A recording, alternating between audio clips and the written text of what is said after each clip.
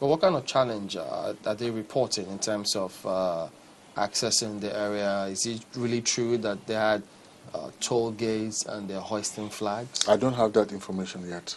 So, but again, the Director of Defense Information, Chris Olukolade, had restated emphatically and clearly that the armed forces of Nigeria will not cede any of Nigeria's territory to any group whatsoever.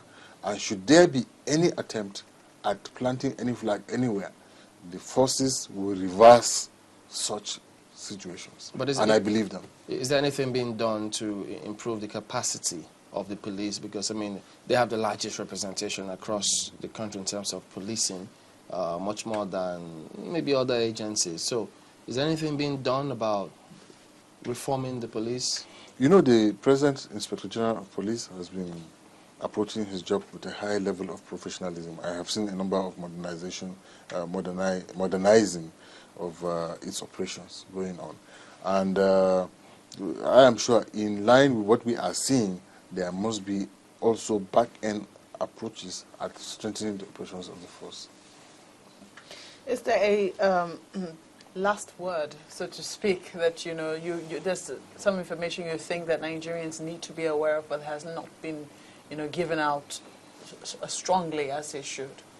Well, essentially, the President of Nigeria, my President, has said it clearly. And it's just for emphasis that I would say again here. But where the President has spoken, at least that should be taken by the citizens as coming from the highest authority that should speak. His determination to rescue these girls is not in doubt. He is ready to mobilize all assets and resources that this country has to rescue these girls and stop insurgency. He is ready to stand with the parents. He is ready to stand with the children. He is ready to rebuild the community that is all the communities that are being ravaged by this insurgency. He is ready to drive a Marshall Plan. He is ready to drive an initiative that will ensure that the commerce, the economy of these areas once again become buoyant. What other thing?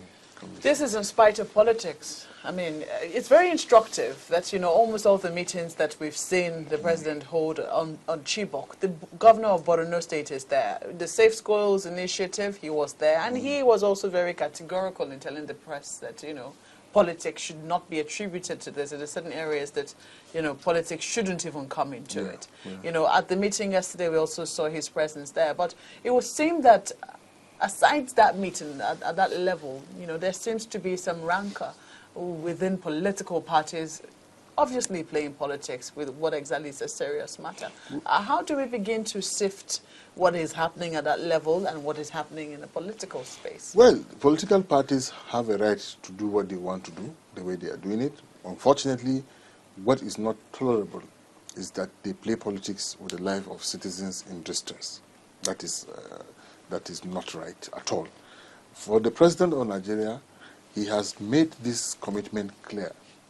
No politics as far as the issue of insurgency and rescue of these girls is concerned. Besides, when it's time for politics, you play politics. It's not in government house that you play politics. It's not when your citizens are in danger that you play politics. The governor of Borno, I'm happy yesterday, clearly stated that he is willing and ready to cooperate with the president, with the government of Nigeria in finding a solution to this issue at hand. He was clear in his mind, in his presentation.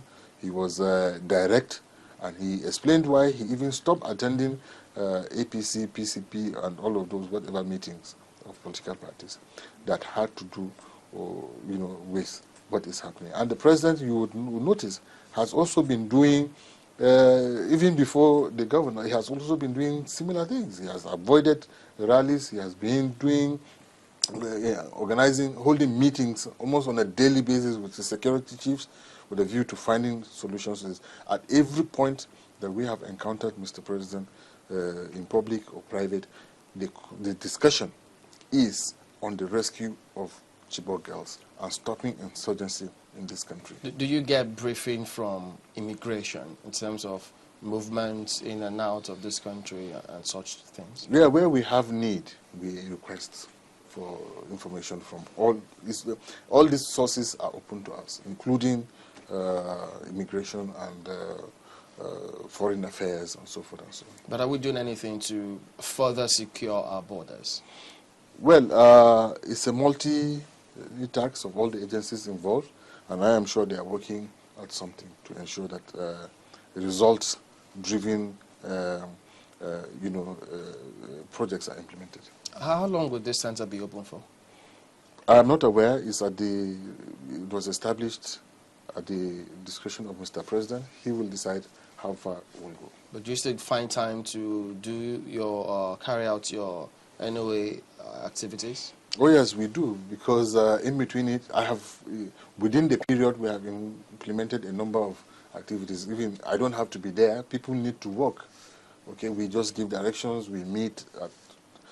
All we needed to do is to extend our working time, and it's been okay. Right now, our staff are in Oshun, preparing for the elections. They are mobilizing and sensitizing. We were in Ekiti, and so forth. We are in Mina, and so many other places. We are doing different activities about the same time. Would you say that the Nigerians can call in to, is it that kind of center? Nigerians can call in and give you information? Yes, Nigerians can call in. I don't have the number right now, but Nigerians can call in. It's being publicized to the center. But Nigerians are also advised to use the 112, public number that is toll-free to share information there. We have congestion sometimes because everybody is calling. If people disagree, husband and wife disagree, they call that number to say they label their husband Boko Haram, they label their neighbors Boko Haram. We have all sorts of calls coming in. But the people at the other end are patient to ask a few basic questions with a view to sieving the information that would assist security agencies. Okay, Mr. Mike Omeri is the coordinator of the National Information Center. Thank you for coming on this morning. Thank you for the opportunity. Thank you, Nigerians, and be assured that this country shall rise again. All right, we'll be back after this break. Join us again. Welcome back to Sunrise Daily. Well, yes, indeed, lots of reactions about not just security, but electricity as well. Topsy Furious says, let me just take this quick one. Topsy says, look, we can't be paying for what is not used. If no meter is installed, there should be no bill served. And he copied NERC, NG, so I imagine that NERC will see all of this response coming from people in terms of getting the pulse of what they feel. Perhaps the discourse should as well. But that's it today on the program. We thank you all for watching. We'll be back tomorrow. I'm Chamberlain also. Thank you. I'm Maokwe Ogun. Well, many thanks. I'm Sulaiman.